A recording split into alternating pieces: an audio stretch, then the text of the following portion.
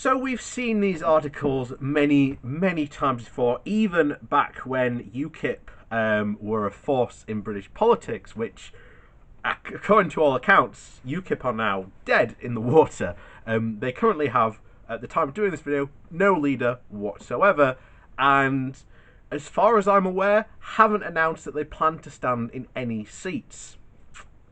But, well, down goes UKIP, and of course, we have an interesting article from Sean O'Grady called "The End of Nigel Farage and the Brexit Party is Nigh." So, again, I'll reiterate, this isn't the first time we have seen articles like this pronouncing the end of so we say UKIP, or in case the Brexit Party, but we'll see what Sean's got to say on this. Well, Donald Trump was half right. Boris Johnson is unstoppable. But maybe not so much for Nigel Farage. Trump's appearance on LBC Radio was quite the coup, but also a desperate plea for help from Nigel to Donald Ovs. It shows just how lonely Farage must be now. A couple of months ago, it was another world. No deal Brexit was still on the table, probably, and Brexit seemed locked in the same gruesome limbo it had been since 2006. Someone had a bright idea for an opinion poll. The usual questions were asked about who you would vote for, with the usual result at the time, the modest Tory lead of 3 percentage points, the Brexit Party, with each swept all before it in the European elections in the summer, was about 14%. Troublesome for both the bigger parties. There were, however, threatening to deprive the Tories of victory. Farage said that they could be Boris's biggest friend, but also his worst enemy. A hung parliament was on the cards. The novel touch was to ask the people how they think they would vote if Brexit had not been delivered by the time of this hypothetical general election, which would take place at some point after the 31st of October, with presumably another Article 50 extension in force. Then things went very differently. Boris Johnson's lead over Jeremy Corbyn evaporated, and Labour went ahead with 28%. Nigel Farage's Brexit Party increased its appeal to closer to 17%. It was game on for all parties. A hung parliament looked even more likely.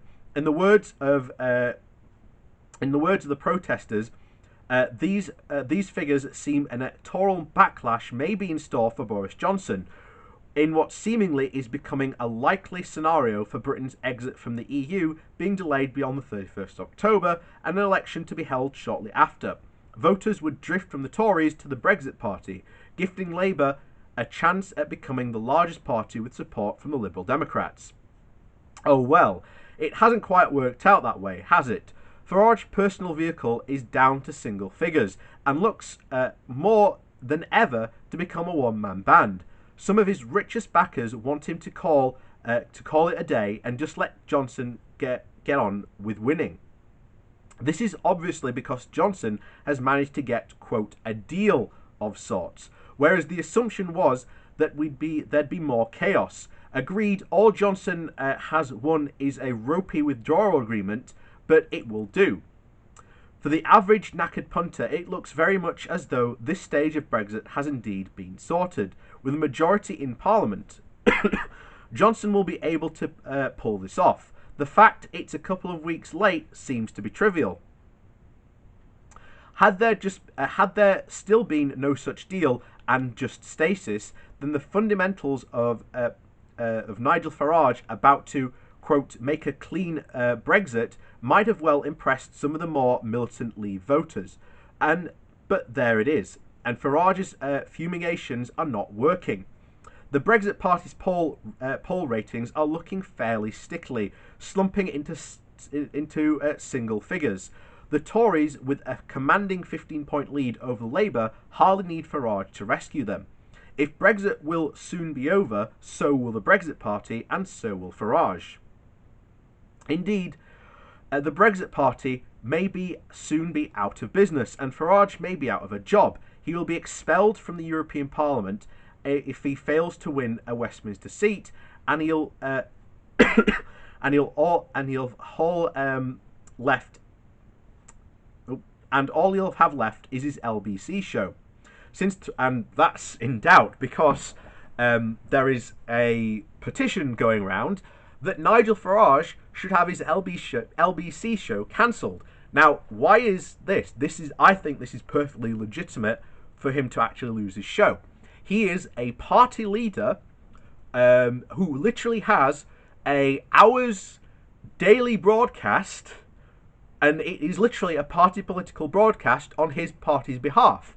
Now, under the fairness doctrine, which is what this is centered on, you can't do that. You are not allowed. Broadcasters have to be fair. So LBC then has to, for example, give Boris a show, Corbyn a show, Joe Swanson a show, etc., etc., etc. They have to match. They have to be fair.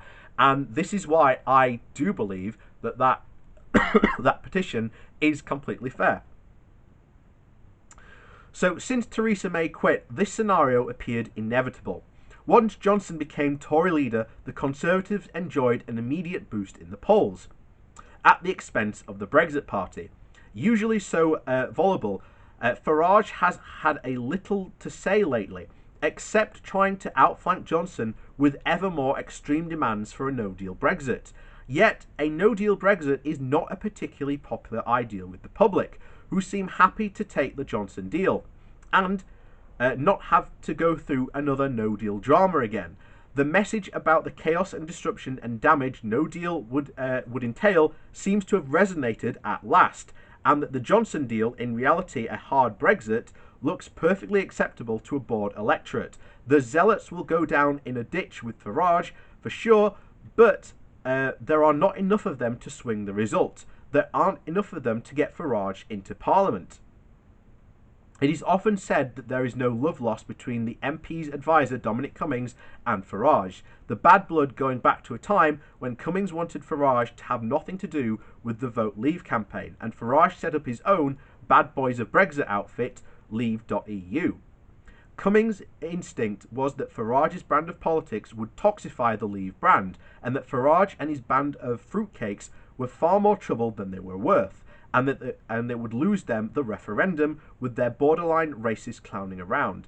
They turned off moderate Tories and still do. Events have proved Cummings right,